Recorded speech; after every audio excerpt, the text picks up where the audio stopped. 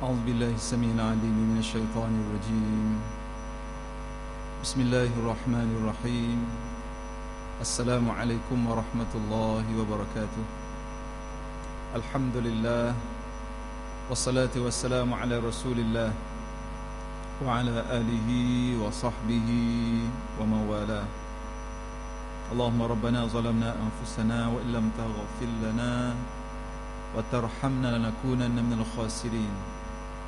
اللهم أعز الإسلام والمسلمين، اللهم أذل الشرك والمشركين والنفاق والمنافقين والكفر والكافرين والظلم والظالمين يا قهار يا جبار يا منتقم يا الله يا الله يا الله. اللهم آمين.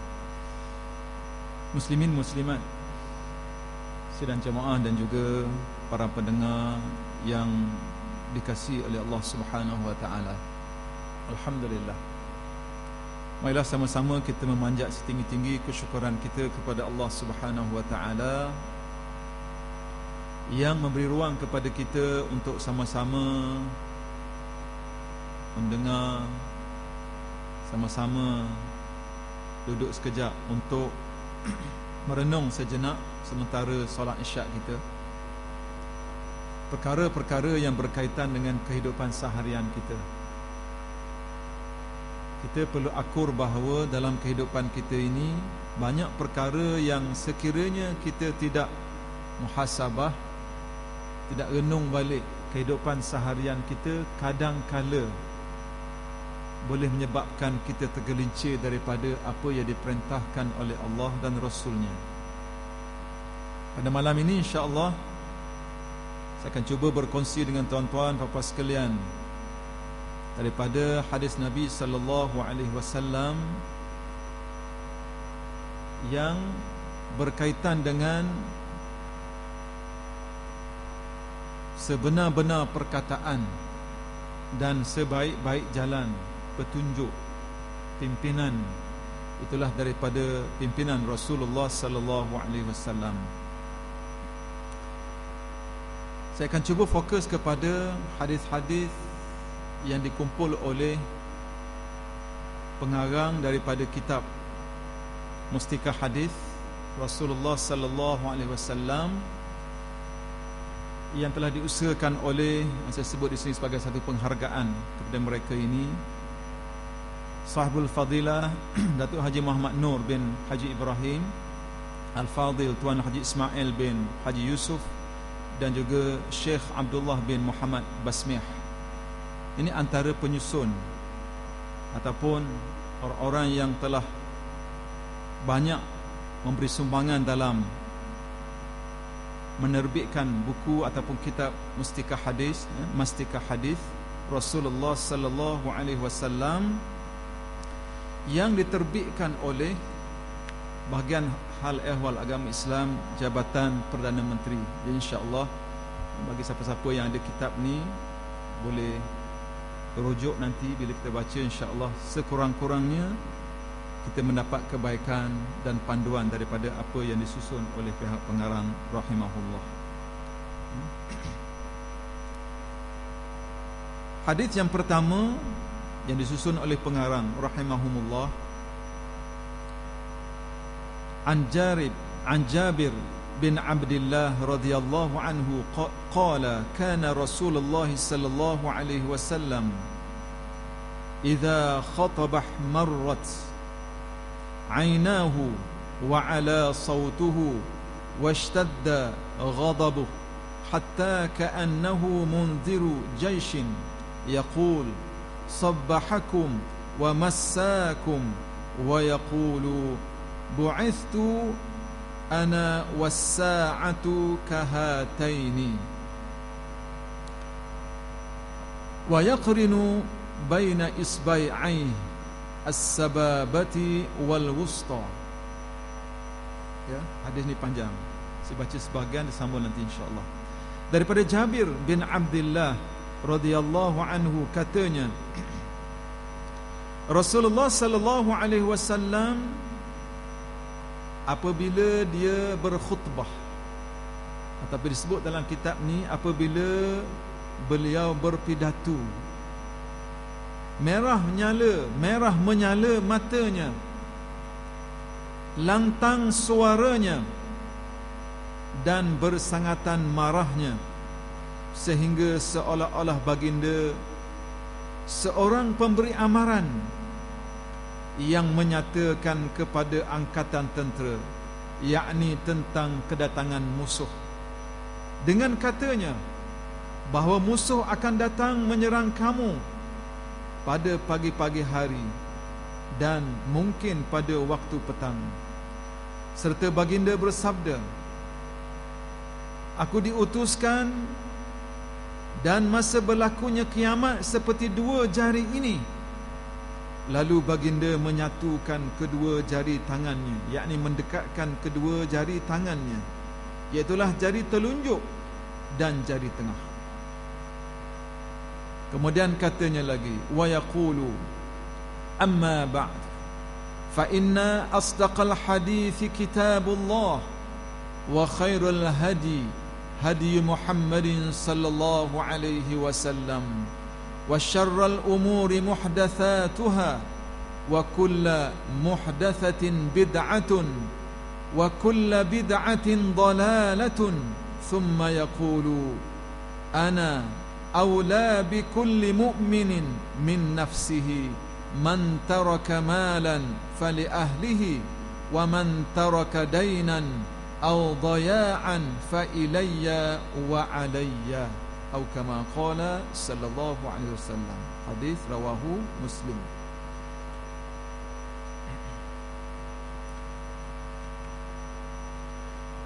Sambung hadis ini, serta baginda bersabda lagi, ketahuilah selain daripada itu maka sebenar-benar perkataan ialah kitabullah, dan sebaik-baik jalan petunjuk pimpinan ialah jalan petunjuk pimpinan Muhammad sallallahu alaihi wasallam.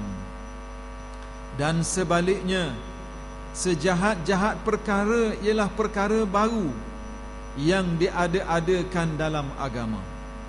Sedang tiap-tiap perkara baru, yakni yang diada-adakan dalam agama itu adalah bid'ah, dan setiap bid'ah itu adalah sesat.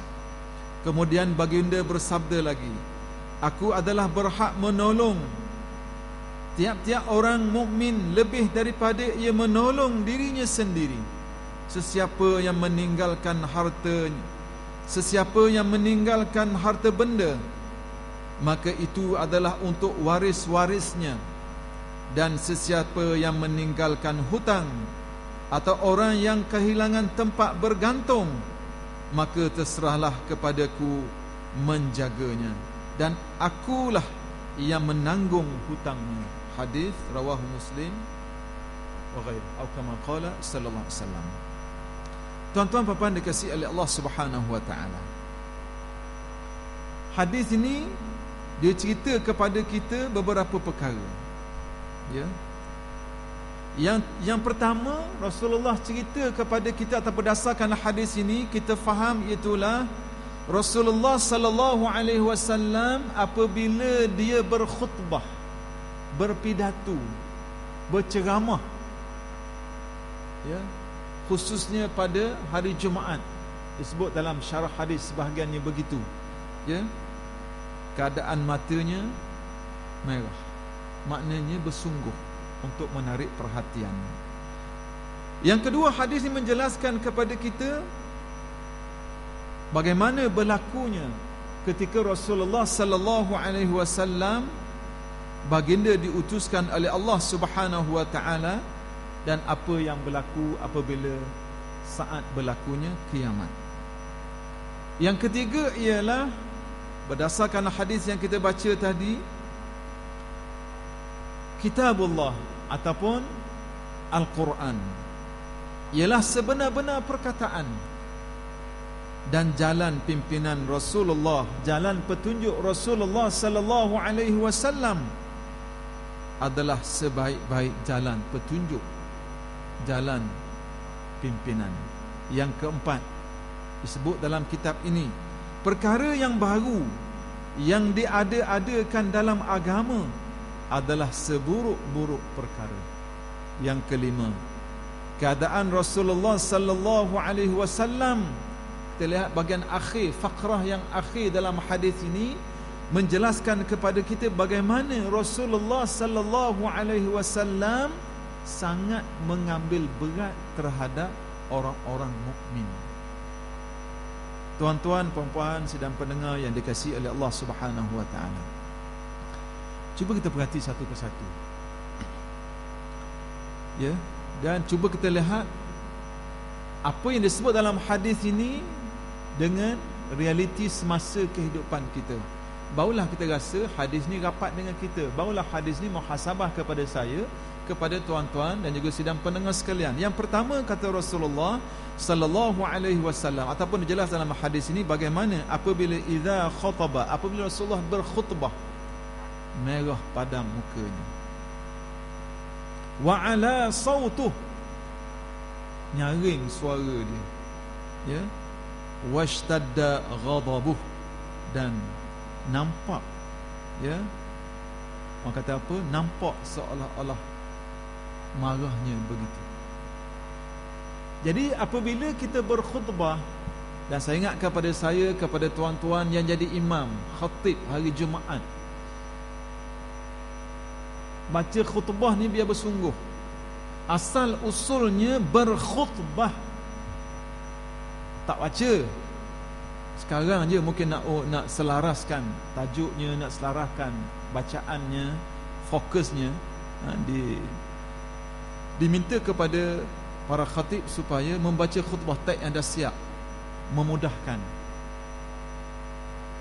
Jadi sifat khutbah ini Rasulullah SAW bila dia berkhutbah, suaranya lantang, suaranya kuat.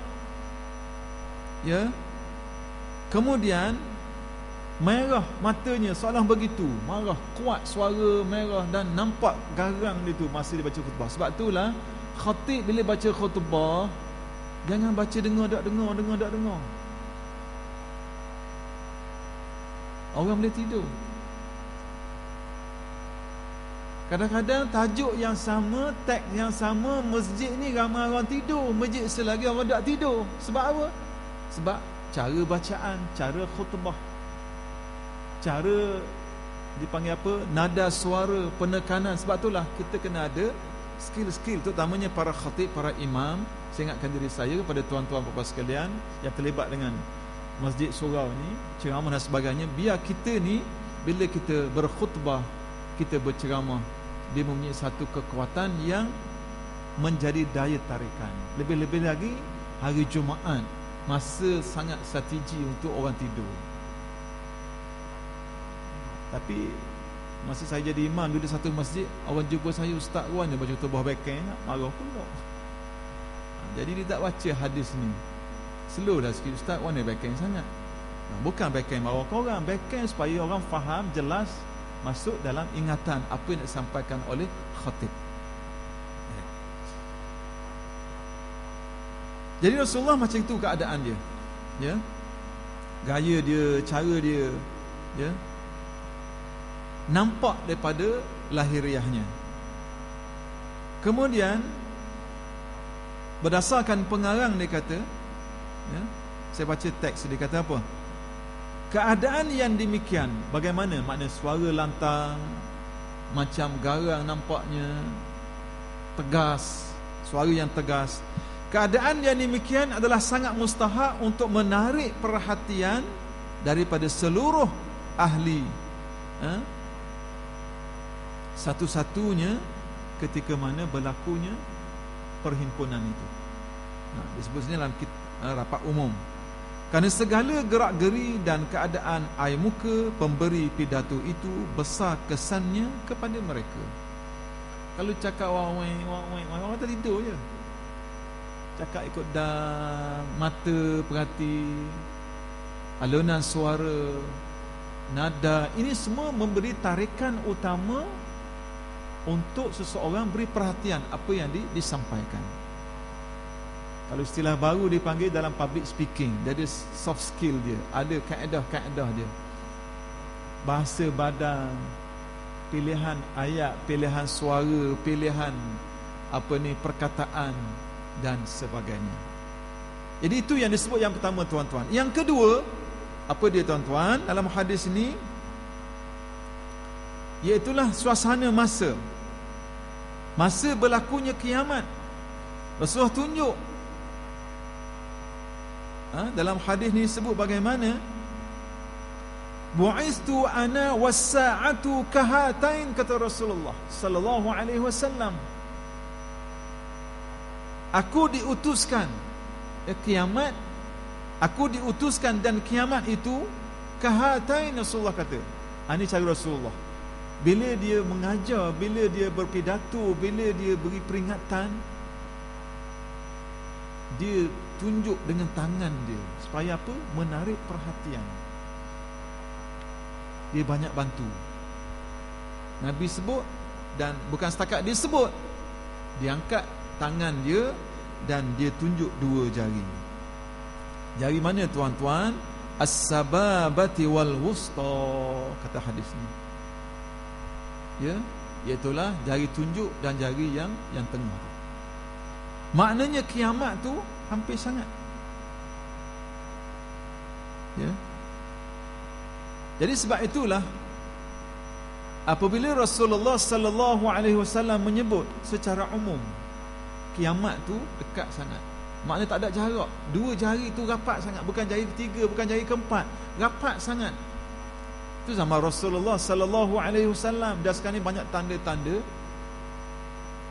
yang dikaitkan dengan tanda-tanda kiamat. Tanda-tanda kecil banyak dah.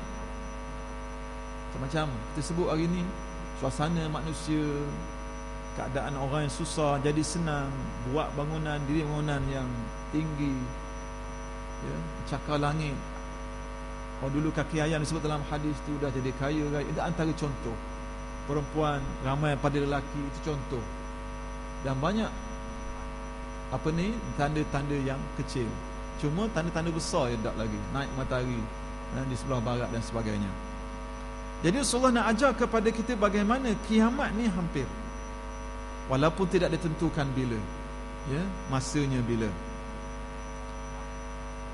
Rasulullah sallallahu alaihi wasallam secara jelas memberi peringatan kepada kita supaya apa?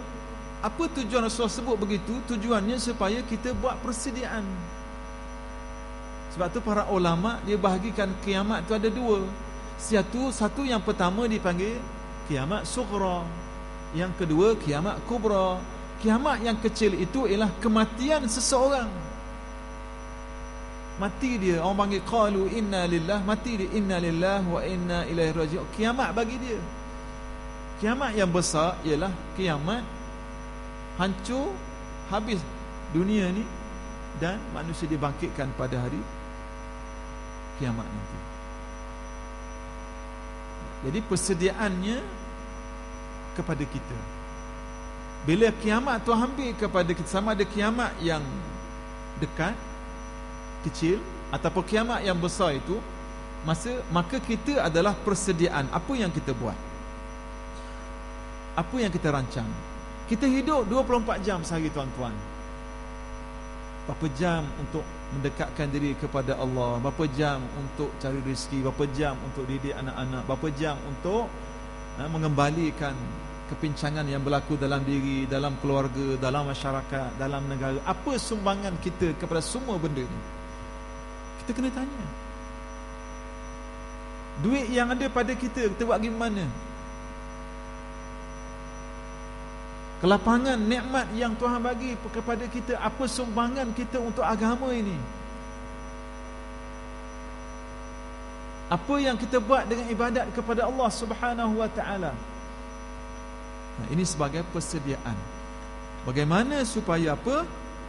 Supaya kita tidak lalai.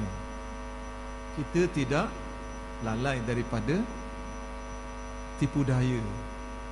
Yang mana kita baca hadis-hadis sebelum ini banyak menceritakan kepada kita tentang tipu daya dunia yang kalau kita tak sungguh-sungguh, tidak ada jiddiyah kata orang Arab, tidak ada kesungguhan, maka kita akan hanyut. Na'udzubillah min dzalik.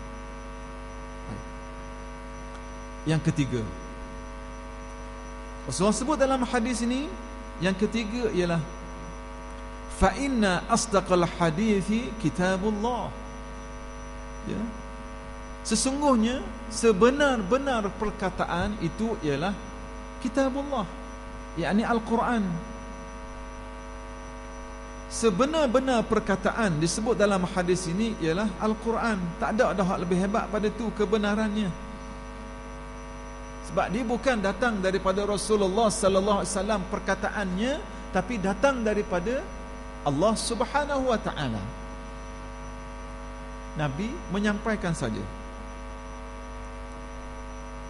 Jadi tuan-tuan puan-puan dikasihi oleh Allah Subhanahu wa taala, apabila Nabi kata dalam hadis ini, ya, sebaik-baik perkataan asdaqa, sebaik-baik perkataan ialah kitabullah.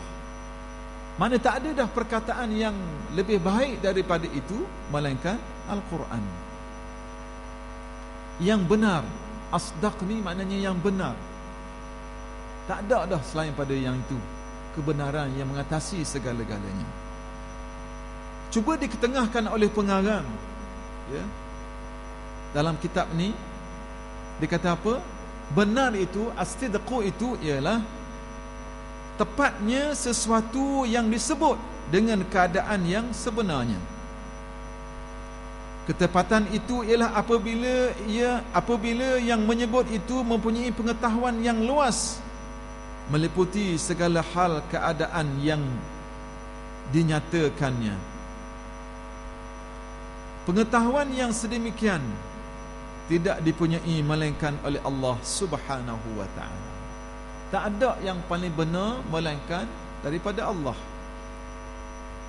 Tidak ada pengetahuan sehebat pengetahuan Allah. Kemudian disebut bagaimana Al-Quran itu, kitabullah itu, itulah kitab yang diturunkan sebagai wahyu kepada Nabi Muhammad sallallahu alaihi wasallam, yang mengandungi kisah-kisah kejadian yang berlaku, sama ada yang berlaku daripada masa turunnya, sewaktu turunnya, semenjak zaman purba, zaman dahulu, ataupun yang berlaku kemudian daripada masa turunnya sehinggalah pada hari kiamat. Itu Al-Quran, ada belaka dalam itu. Hukum hakamnya berkait dengan peribadi, berkait dengan masyarakat, ya, jual beli, muamalat, nikah kahwin, hukum hakam, ya, cerai, rojok, soal fiqh, soal akidah, kemasyarakatan, ketenteraan, pendidikan, ada belaka. Itu hebat Al-Quran ini. Sebab itu tuan-tuan puan-puan dikasihi oleh Allah Subhanahu wa taala, kalau kita lihat, ya, kalau kita lihat bagaimana Al-Quran, hadis ni selalu dibaca oleh ustaz-ustaz kita, guru kita sebagai ulangan supaya kita jadi ingatan kepada kita.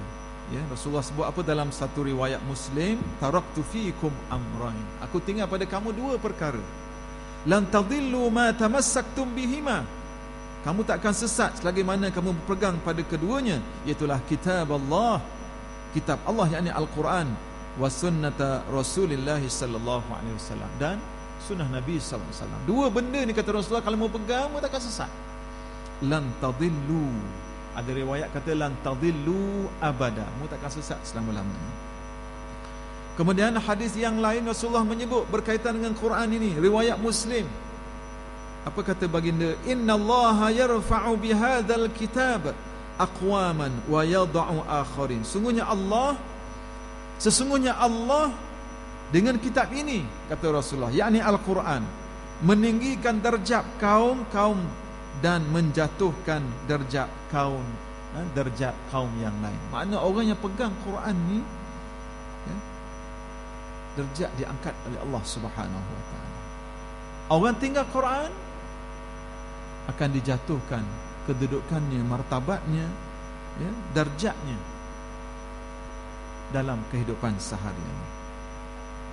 Dan ada ayat yang menjelaskan bagaimana Quran itu sebagai ja'alnahu nuran, kata Allah, kami jadikan Quran itu sebagai nur, cahaya. nahdi bihi man nasha'u min ibadina. Kami beri petunjuk dengannya daripada hamba-hamba yang kami kehendaki. Makna Quran itu petunjuk. Quran itu sebagai jalan untuk kita ikuti. Tuan-tuan puan-puan dikasihi oleh Allah Subhanahu wa taala. Itu yang ketiga dalam hadis ini. Yang seterusnya lagi, ya. Daripada poin yang ketiga ini, Rasulullah sebut apa lagi? Iaitulah wa khairul hadi Muhammad. Petunjuk yang terbaik, kepimpinan yang terbaik, itulah daripada petunjuk dan kepimpinan Nabi Muhammad sallallahu alaihi wasallam. Memimpin manusia ke jalan mana? Ke jalan yang benar, yang boleh mencapai kepada matlamat kehidupan, kebahagiaan dunia dan akhirat. Dan disebut dalam kitab ini ialah jalan pimpinan baginda Nabi sallallahu alaihi wasallam adalah sebaik-baik jalan pimpinan, kerana pimpinan baginda adalah dengan panduan wahyu malaikat yang diutus oleh Allah Azza wa Jalla, pencipta seluruh alam. Ada panduan, ada teguran daripada Allah melalui malaikat, kitab, wahyu, ya, semuanya sebagai panduan.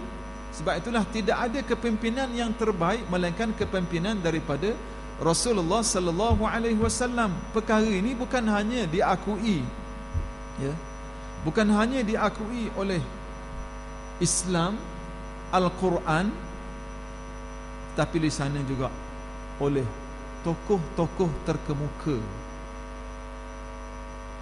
dalam dunia hari ini, dan bukan terdiri daripada orang-orang yang bukan Islam. Orang bukan Islam pun mengaku, apatah lagi kita orang Islam. Quran sendiri memberitahu kepada kita dalam surah surah Al-Ahzab ayat 21, apa kata Allah? A'udzubillahi minasyaitonirrajim. Laqad kana lakum fi Rasulillahi uswatun hasanah liman kana yarjullaha wal yawmal akhir wa dzakarallaha katsira. Laqad kana lakum, sungguhnya bagi kamu, di sisi kamu ada Rasulullah Muhammad sallallahu alaihi wasallam sebagai uswah, sebagai contoh yang terbaik. Bagi siapa tuan-tuan? Bagi siapa yang mengharapkan keredaan Allah dan mahukan kebaikan di hari kiamat nanti. Wa dzakarallaha katsira, dan zikir kepada Allah sebanyak-banyaknya. Itu Quran. Ya. Kalau kita buka tulisan ataupun kita cuba cari tulisan-tulisan yang ditulis oleh tokoh-tokoh dunia hari ini, bahkan tokoh-tokoh sejarah sebelum ini, dia memuji Rasulullah sallallahu alaihi wasallam walaupun dia bukan Islam. Antaranya siapa tuan-tuan? Antaranya Mahatma Gandhi. Saya bawa contoh. Dia puji Rasulullah sallallahu alaihi wasallam. Ya. Petikannya saya cuba baca di sini terjemahannya. Apa Mahatma Gandhi kata tentang Muhammad sallallahu alaihi wasallam? Pernah saya bertanya-tanya siapakah tokoh yang paling mempengaruhi manusia? Saya lebih dari yakin bahawa bukan pedanglah yang memberi kebesaran pada Islam pada masanya, tapi ia datang daripada kesederhanaan, bersahaja, berhati-hati Muhammad sallallahu alaihi wasallam, serta pengabdian luar biasa kepada teman dan pengikutnya. Ya, tekadnya, keberaniannya serta keyakinannya pada Tuhannya serta tugasnya. Semua ini bukan daripada pedang yang menyingkirkan segala halangan. Itu disebut oleh Mahatma Gandhi. Dia puji Rasulullah SAW. Nak cerita bukan Quran saja, tapi orang yang hebat yang boleh satu ketika bangkit di India menentang penjajah dan perhambaan, mengaku Nabi Muhammad sebagai tokoh yang hebat. Seorang lagi, Sir George Bernard Shaw. Apa dia kata?